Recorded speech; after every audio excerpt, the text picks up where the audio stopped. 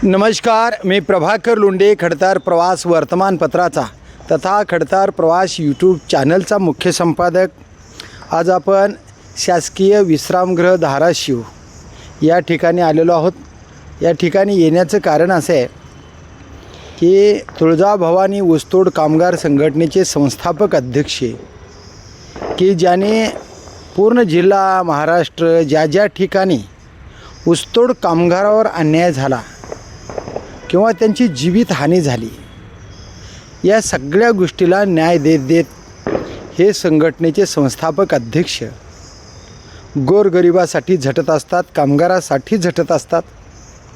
आणि त्यांनी असे झटत कामगारांना ज्या वस्तू लागतात ऊसतोड करीत असताना की जे प्राणघातक होऊ शकतात, आणि त्या प्राणघातक होणाऱ्या गोष्टीवर एक कंट्रोल यावं म्हणून जीवाचं संरक्षण त्या कामगारांचं व्हावं म्हणून जे महाराष्ट्र सरकारकडे त्यांनी मागण्या केल्या होत्या, त्या बऱ्याचशा मागण्याला यश आलेलं आहे।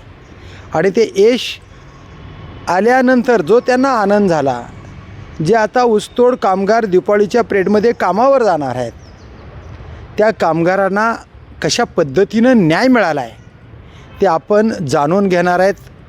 तुळजाभवानी ऊसतोड कामगार संघटनेचे संस्थापक अध्यक्ष सुरेश पवार यांच्याकडून जाणून घेणार आहेत। त्यांनी बरेचसे आंदोलन पुण्याला सुद्धा केलेले आहेत। मंत्रालयामध्ये मंत्री महोदयांना विविध निवेदनं दिलेले आहेत।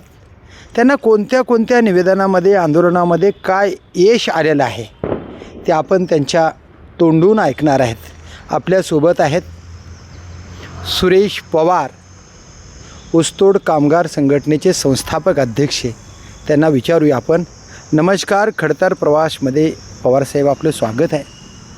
आज तुमच्या खरंमध्ये जीवनामध्ये गोरगरिबाची सेवा केल्यामुळे एक आनंद दरवळत आहे तुमच्या मनात, आणि तुम्हाला बऱ्यापैकी या 2026मध्ये संघटनेला यश आलं आहे। आणि या वर्षामध्ये बरेचसे लोकांमध्ये जीवघेणे प्रकार बी झाले। ऊसतोड कामगार काम करत असताना मयत बी झाले, आणि त्या मयतांना न्याय बी सरकारकडून तुम्ही मिळवून घेतलेला आहे। तुम्ही बऱ्याचशा गोष्टीला हात घातला आहे त्यांच्या संरक्षणार्थ। काय यश आलं वाटतं तुम्हाला? एकंदरीत ज्या ऊसतोड कामगारांच्या योजनेसंदर्भात जो 27 एप्रिल 2026 रोजी जो शासन निर्णय निघालेला आहे, त्या संदर्भात आम्हाला 28 एप्रिल 2026ला तो सदरचा शासन निर्णय आमच्या हातामध्ये पडला। त्या दिवशी आम्ही सामाजिक न्याय मंत्रालयाचे मंत्री महोदय आदरणीय संजयजी शिरसाट साहेब यांचं स्वागत, यांचं आभार आणि मोठ्या स्वरूपामध्ये फटाके वाजवून या निर्णयाचं आम्ही स्वागत केलेलं आहे। आणि हे म्हणजे पाठीमागच्या एकतर 1920मध्ये पहिला साखर कारखाना झालेला या महाराष्ट्रामध्ये, आणि त्या दिवसापासून आज तागायत या महाराष्ट्रामध्ये ऊसतोड कामगार काबाड कष्ट करून इमान इतबारे तुटपुंजा दरावरती किंवा त्यांच्या कष्टाच्या प्रमाणामध्ये त्यांना कुठल्याच प्रकारचा आजपर्यंत न्याय मिळालेला नव्हतं। परंतु ऊसतोड महामंडळ ज्या दिवसापासून अंमलात आलं त्या दिवसापासून ऊसतोड कामगारांच्या प्रगतीची वाटचाल चालू झाली असे एकंदरीत म्हणावं लागेल। परंतु तुमच्या महामंडळामध्ये तुमच्या कामगारांना काय सोयी मिळतात, कशा पद्धतीने सपोर्ट होते कामगाराला महामंडळाच्या माध्यमातून? एकतर महामंडळ 2022मध्ये 3 एप्रिल 2022मध्ये उद्घाटन झालं। त्या दिवसापासून बरेच कालावधी असंच मध्यंतरी गेलेला आहे। आम्ही वारंवार या ऊसतोड कामगारांच्या योजनेसंदर्भात किंवा महत्त्वाच्या ज्या त्यांना काही योजना मिळायला हवी आहेत त्या संदर्भात आम्ही पाठपुरावा केलेलं होतं। परंतु मध्यंतरीच्या काळामध्ये मागणीला बाजूला सारून एकतर या ऊसतोड कामगार महामंडळाचं विकासही झालेलं नव्हतं, आणि त्या स्वरूपाचे म्हणजे ॲक्शन किंवा निर्णय घेण्यासारखे अधिकारी किंवा मंत्री महोदय त्या स्वतंत्र त्या विभागाकडे लाभलेलं नव्हतं। परंतु ज्या दिवसापासून आदरणीय संजयजी शिरसाट साहेब यांच्याकडे हा सामाजिक न्याय मंत्रालय आलं त्या दिवसापासून आमच्या निवेदनाच्या अनुषंगानं, आंदोलनाच्या अनुषंगानं त्यांनी ऊसतोड कामगारांची व्यथा त्यांनी जाणून घेतली, आणि त्या योजनेवरती किंवा त्यांच्या समस्येवरती बैठक घेण्याचं त्यांनी ठरवलं। आणि बैठकीमध्ये ज्या आमच्या मागणीला त्यांनी मंजुरी दिलेली होती, महत्त्वाचं आता महाराष्ट्रातील जे काही ऊसतोड कामगार बांधव आहेत त्यांच्या आता ऑक्टोबर येत्या गाळप हंगामामध्ये प्रत्येकाच्या पायामध्ये घनबूट दिसणार, प्रत्येकांना टेंट दिसणार, प्रत्येकाच्या हातामध्ये विशेष सांगायचं म्हटलं तर बॅटरीवरचा कोयता दिसणार, वा, वा, वा. हातामध्ये ग्लोव्ज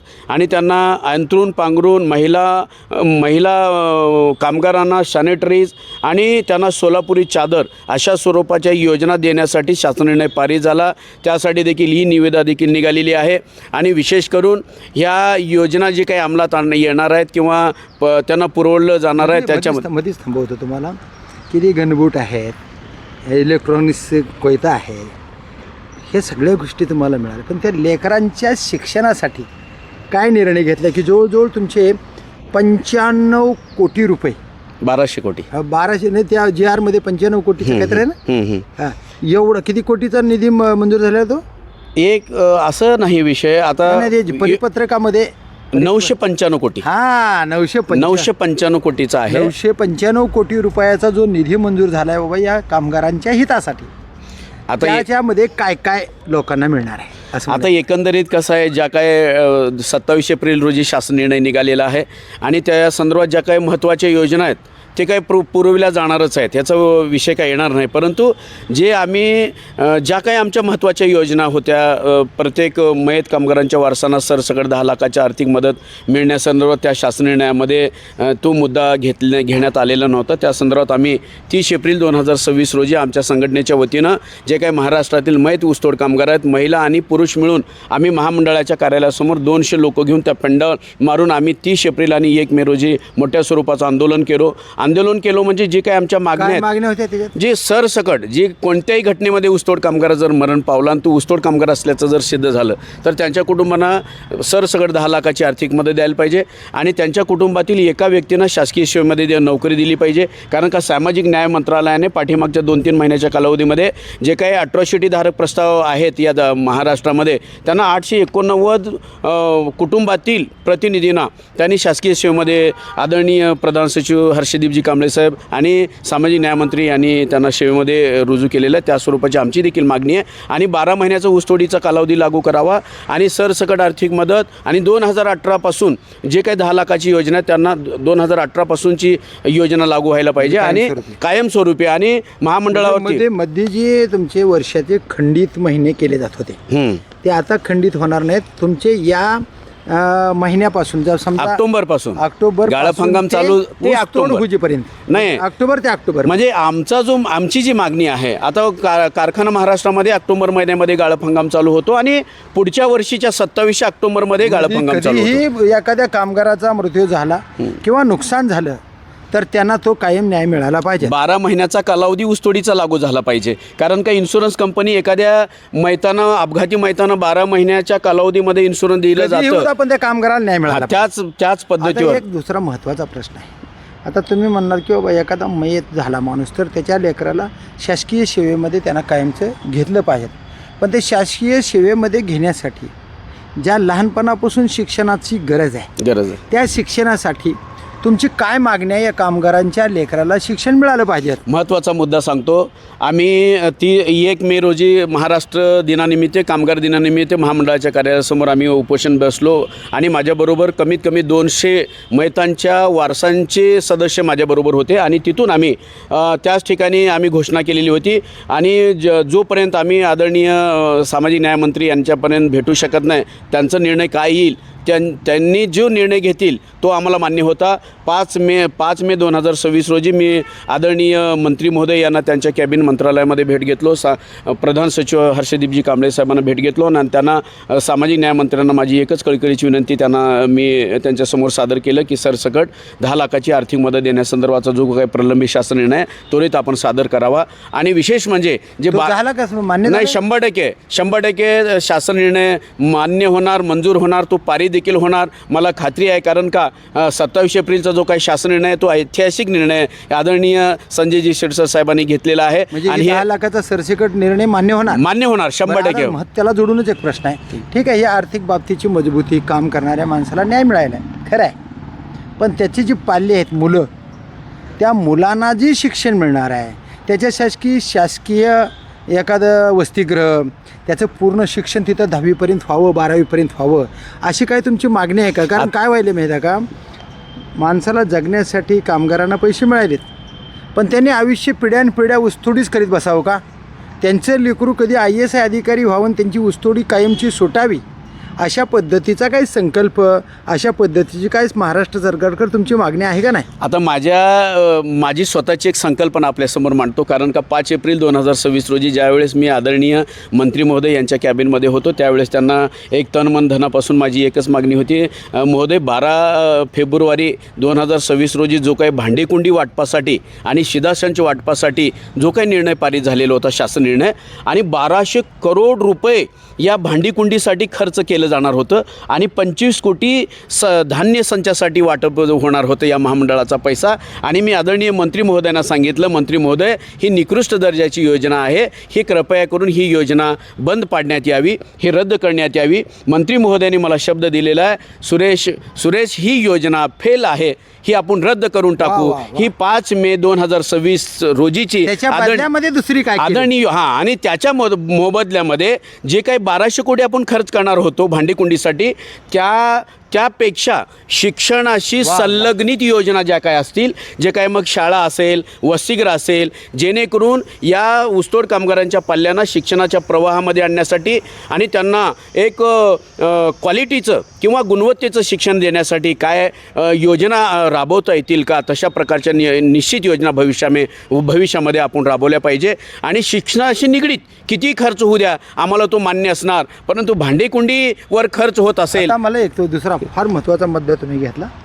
पण आता कामगार समजा तुमचे ऊसतोड कामगार धाराशिव जिल्ह्यामध्ये आहेत, माजलगाव जिल्ह्यामध्ये आहेत, बीड जिल्ह्यामध्ये आहेत, परभणीमध्ये आहेत, लातूरमध्ये आहेत, सोलापूरमध्ये आहेत, ग्राह्य धरू आणि आहेतच. बरोबर की त्या मुलाच्या आईवडिलांना त्याच गावामध्ये त्या लेकराला भेटायला जाता यावं आणि त्या लेकराला वसतिगृहाच्या माध्यमातून समजा 1ली ते 7वी असेल, 7वी ते 12वी असेल, असं काय मागणी केली का तुम्ही वसतिगृहाची? जिल्ह्याला वसतिगृह असावे आणि त्या पालकाला तिथंच आपल्या मुलाला भेटाय कमी जास्तीला यावं, पण त्यांनी भावी आयुष्यामध्ये ऊसतोडी करायची गरज भासणार नाही. त्या लेकरांना IAS अधिकारी बनावा, वरिष्ठ अधिकारी बनावा, त्या लेकराचं भलं व्हावं आणि ह्या कष्ट करणाऱ्या माईबापाची ऊसतोडी कायमची बंद व्हावी, असं काय प्लॅन आहे? एकंदरीत मी शिक्षणाशी संलग्नित योजनेवरती ठाम आहे आणि माझं त्याच्यावरती विश्वास आहे. आणि शिक्षणामध्ये बदल घडवण्याची ताकद एकमेव शिक्षणामध्ये आहे. आणि आदरणीय महोदयांना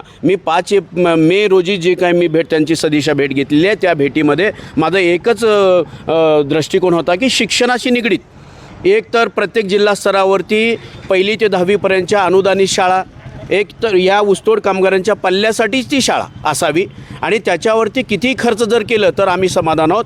आणि या ऊसतोड कामगारांची जी काही पल्ले आहेत, या पल्ल्यासाठी पाठीमागच्या बैठकीमध्ये आदरणीय मंत्री महोदय आणि प्रधान सचिव कांबळे साहेब यांनी या मुंबई, पुणे, औरंगाबाद, लातूर, नाशिक, अहमदनगर आणि जळगाव अशा ठिकाणी माझ्या मागणीनुसार वसतिगृहाला मंजुरी दिलेली आहे.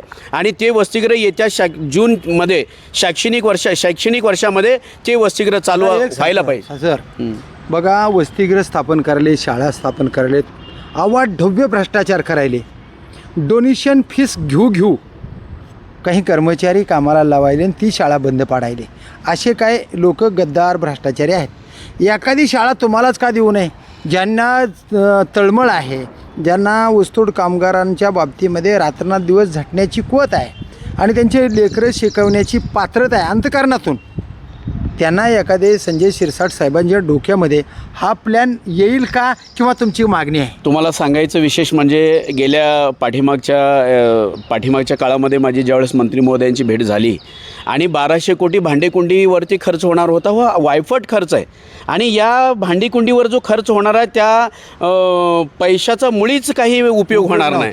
आणि त्या बाबतीत जर समजा जिल्हा स्तरावरती जर या ऊसतोड कामगाराच्या पल्ल्यांना जर शाळा दिली आणि योग्य पद्धतीने निवड करून ज्यांची पात्रता आहे किंवा ज्यांच्यामध्ये गुणवत्ता घडवण्याची ताकद आहे अशा लोकांना जर शाळा दिली, विशेष आता मी देखील MA BEdचा माणूस आहे, माझं MA BEd आहे आणि मी मंत्री महोदयांना विनंती केलेली आहे, आमच्या धाराशिव जिल्हा स्तरावरती माझ्यासारख्या होतकरू ना, मी होतकरू म्हणत नाही, तळमळ असणार. मी होतकरू म्हणत नाही. मी ज्या घटकासाठी काम करतोय, जी माझ्या त्या घटकासाठी तळमळ आहे, त्या घटकासाठी निश्चितच बदल करण्याची ताकद आहे आणि मी ते निश्चित बदल करून दाखवणार. आदरणीय मंत्री महोदयांना एक माझी विनंती देखील केलेली आहे आणि त्यांना 1ली ते 10वीपर्यंतची अनुदानित शाळा धाराशिव जिल्हा स्तरावरती मला देण्याची त्यांच्याकडे मी विनंती केली, मागणी बी केलेली आहे आणि त्यांना अशी देखील विनंती केलेली आहे की 5 वर्षासाठीच मला शाळा देण्यात यावी आणि या 5 वर्षाच्या कालावधीमध्ये 1ली ते 5वीपर्यंत MTSचे एक्झाम आहेत, कॉम्पिटिशन, स्कॉलरशिपचे काही परीक्षा आहेत. या परीक्षेमध्ये सुरेश पवारनं त्या शाळेमध्ये गुणवत्ता दिल्याच्या नंतरच ते 5 वर्षामध्ये शाळा द्यावी आणि पुढे रिन्युअल करण्यात यावं, नाही अन्यथा ती शाळा काढून घेण्यात यावी. तशा प्रकारचं लेखी बॉन्ड, रजिस्ट्रेड नोटरी काय जे करून घ्यायचं आहे त्यांनी करून घ्यावं अशी देखील मी साहेबांना विनंती केलेली आहे. माननीय मंत्री महोदयांनी मला प्रस्ताव लवकरात लवकर मंत्रालयामध्ये सादर करण्याचे देखील त्यांनी शब्द दिलेला आहे. त्यानुसार मी पुढच्या काही काळामध्ये धाराशिव जिल्हा स्तरावरती ऊसतोड कामगारांच्या पल्ल्यांना 1ली ते 10वीपर्यंतची शाळा मिळवण्याचा जो काही प्रस्ताव आहे मी सादर करणारा निश्चितच. तुमचं काय आव्हान काय जनतेला, की बाबा तुम्ही आंदोलन केलं आहे, पुण्याला आंदोलन केलं आहे आणि बऱ्याचशा लोकांना तुम्ही त्या सरकारच्या माध्यमातून अपघात झालेल्या लोकांना काही आर्थिक मदतसुद्धा मिळवून दिलेली आहे आणि आता संरक्षण कवच म्हणून त्यांना कोयता मिळाला, इलेक्ट्रॉनिक्स, पुन्हा घनबूट मिळालेले आहेत, पुन्हा सुरक्षा मिळालेली आहे. तुम्हाला आता आव्हान काय करायचं आहे आणि जनतेने कशा पद्धतीने राहावं आणि विद्यार्थ्याला शिक्षणाकडे कसं या लोकांनी वळवावं? एक तर मी एकंदरीत सामाजिक न्याय मंत्रालयाचे मंत्री महोदय आणि प्रधान सचिव हर्षदीपजी कांबळे साहेबांना एकच कळकळीची विनंती करणार आहे. जे काही प्रलंबित शासन निर्णय सरसकटच्या अनुदानासंदर्भात आहे, 2018पासून मैताना सरसकट अनुदान द्यावा, 12 महिन्याचा ऊसतोडीचा कालावधी लागू करावा, या संदर्भाचा जो प्रलंबित शासन निर्णय लवकरात लवकर पारित करावा आणि ते लोकांपर्यंत वितरित व्हावं आणि महामंडळ स्तरावरती जे पाठीमागच्या काळामध्ये जे काही अपघाती किंवा कोणत्याही घटनेमध्ये मयत असलेले प्रस्ताव जिल्हा स्तरावरून मंजूर होऊन महामंडळ स्तरावर प्रलंबित राहिलेले त्यांना धनादेश लवकरात लवकर वितरित करावेत आणि जिल्हा स्तरावर वेगवेगळ्या घटनेमध्ये प्रलंबित जे काही मयत ऊसतोड कामगारांचे जे काही प्रस्ताव आहेत ते प्रस्ताव तात्काळ महामंडळाकडे मंजुरी देऊन ते पाठवण्याचे निर्देश देखील जिल्हा स्तरावरील जिल्हा समितीला व्हावं आणि विशेष म्हणजे आता आमच्या मागणीनुसार या महाराष्ट्रामध्ये ऊसतोड कामगारांची ऑनलाईन नोंदणी करण्यासाठी सध्या ऑनलाईन नोंदणी चालू आहे आणि एका स्मार्ट कंपनीकडे हे ऑनलाईन नोंदणीचं टेंडर मिळालेलं आहे. त्यांच्या स्तरावर नोंदणीचं काम देखील चालू आहे आणि ऊसतोड कामगारांना एक त्यांच्या मनामध्ये संभ्रम आहे की बाबा आम्ही नोंदणी केल्याच्यानंतर आम्हाला काय भेटणार की नाही, काय आमची कोण फसवणूक करणार, यासाठी ते नोंदणी करण्यासाठी धजावत नाहीत. एक विनंती आहे ऊसतोड कामगारांना या माध्यमातून, या आजच्या बातमीच्या माध्यमातून त्यांना एक आवाहन करू इच्छितो, एक विनंती करू इच्छितो.